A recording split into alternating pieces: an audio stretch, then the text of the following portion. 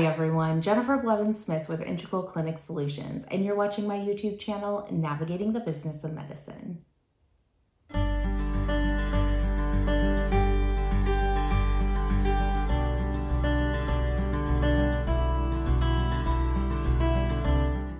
Today we're going to talk about top credentialing software to become compliant for the new NCQA 2025 requirements.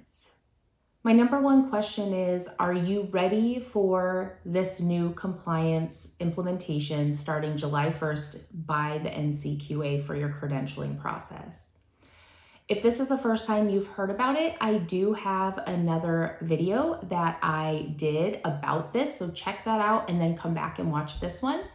If this isn't new information to you and you're just trying to learn more, great. Hopefully this will provide you a little bit more foundation to work off of because July 1st is just around the corner. As a quick recap, some of the things that are going to be changing as far as compliance with credentialing processes per the NCQA is that they're going to reduce the timeframes required for verifications. Most of them are going to drop to 90 days. There's also going to be continuous licensure verification requirements as well as exclusion monitoring for all your staff, including providers. And you're going to have real-time data integrity and tracking required, as well as audit-ready documentation and stronger data security because of all of the cyber criminals out there and cyber activity that's going on with fraud and stealing people's information.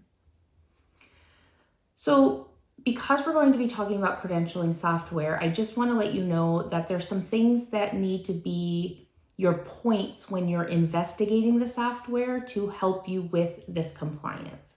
So some of the things that you'll be looking for are going to be automated primary source verifications, because that's going to be part of that compliance, ongoing license exclusion monitoring, secure auditable data handling, like logs and showing who is in there and what's been done, role-based workflows and alerts depending on who's accessing the system and what their roles are in your specific circumstance and practice.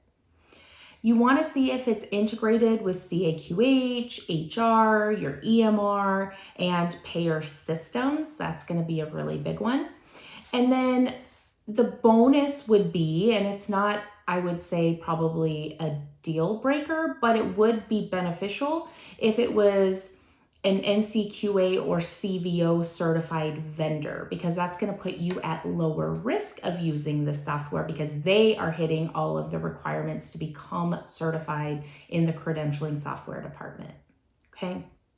So I personally have not used credentialing software.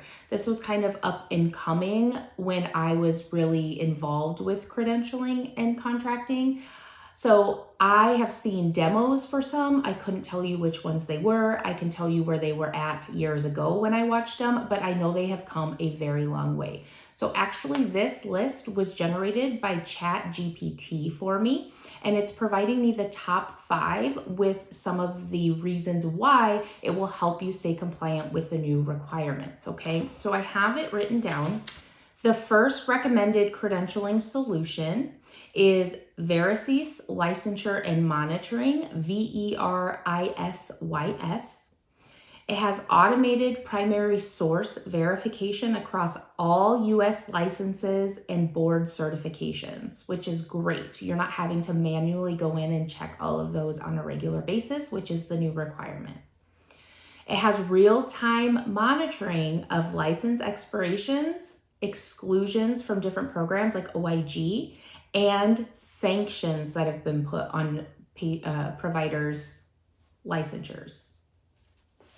It provides 40% more actionable data than competitors, and it's designed specifically to align with the NCQA's faster timelines and ongoing monitoring requirements. Okay, so that's why it's number 1.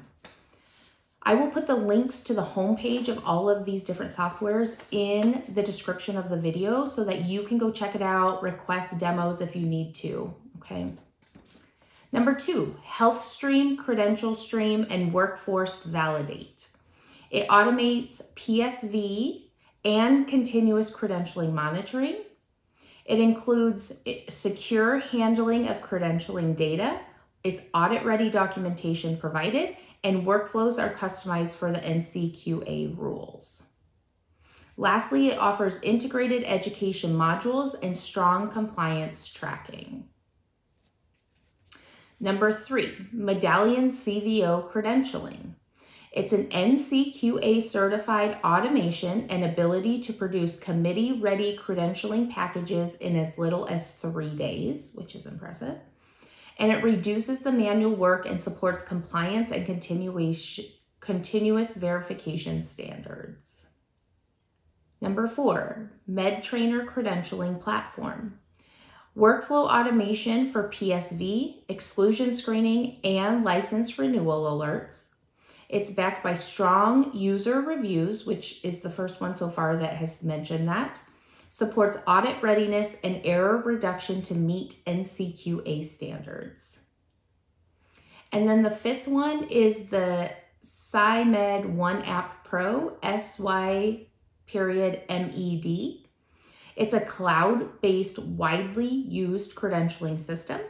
It automates form completion. It has CAQH import, notifications, and audit trails.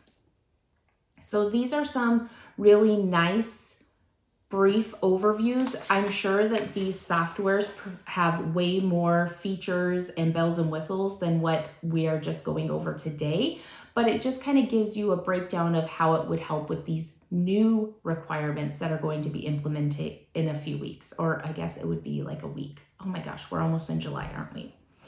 So, you want to make sure that you find out from your office if someone's going to be manually tracking this or not, if they have the time to manually track, if you're going to be able to be compliant with everything that's required, right? So the next steps that I recommend after watching this video is to assess your volume and complexity. High volume health plans need satiable automation. Smaller organizations might find the SciMed or MedTrainer sufficient. So obviously the 5 that I've read off today, they might have special niches, or they might be better for larger versus smaller, or smaller versus larger. And those are things that you need to assess internally as well as during the demos. You need to, like I said, run the demos and make sure that you ask specifically about NCQA aligned timelines, the real-time monitoring, and the audit trail capabilities. Those are going to be your big buzzwords, the things to focus on when you're making these selections in order to be compliant. You need to test with like a sample group of providers to evaluate the ease for your users that are going to be using this, and see what the timelines of improvements would be if they're not fully up and running with the requirements. How long is it going to take? If there's other things that come down the road that need to be changed to make it more efficient or improve workflows, what is the timeline you're looking at with each of these? And then the compliance factor, of course, that's going to be the number one thing I'm sure that you'll be asking and following up on. Do not let them give you any kind of lip service about, oh, it's coming, or we're going to be trying to get it at this point. They really should be able to have this go live by July 1st if they have been planning and listening and staying on top of everything like they should be. And then the last thing is that you need to make sure that you're training your own internal compliance credentialing team for the compliance. And you have to make sure that they understand and can effectively use whatever platform that you choose to satisfy the NCQA standards, but also that it's not going to be too cumbersome or overwhelming for them. Obviously, this might be an individual situation where some people don't adapt to changing technology or even using technology. Maybe it's been a manual process for so long, they're very kind of old school and it's going to be difficult. But you need to be able to measure that as an owner, manager, provider to see if it's going to work out. Unfortunately, you might have to reconsider who does your credentialing if they can't adapt to these new technologies, because this is just the wave of the future and we're just starting to see the beginning of it, but it is going to require some kind of software and out-of-pocket costs in addition to what you've already been doing if you have it in-house and someone manually tracking. Unfortunately, it's just another administrative burden that's going to be put on these practices, on people like you, where you don't have a ton of extra overhead to put into this, but it's definitely going to, in the long run, make things more efficient. So timeline reminder, I just want to let you know, July 1st is when everyone is expected to start being compliant with all these new regulations and requirements. Again, that's not very far down the road. Now is the time, if you haven't already, to really jump on this and start doing your due diligence. Look up these vendors that I talked about, ask for demos. You need to come in-house and review your internal credentialing process. Chances are, if you do it in-house and someone else is responsible for it, you might not even know what is being done right now or what the process is. So we really need to take a deep dive into that and have a discussion with the people who are responsible, letting them know what the new requirements are and what your intentions are with trying to find them some resources to make it more efficient.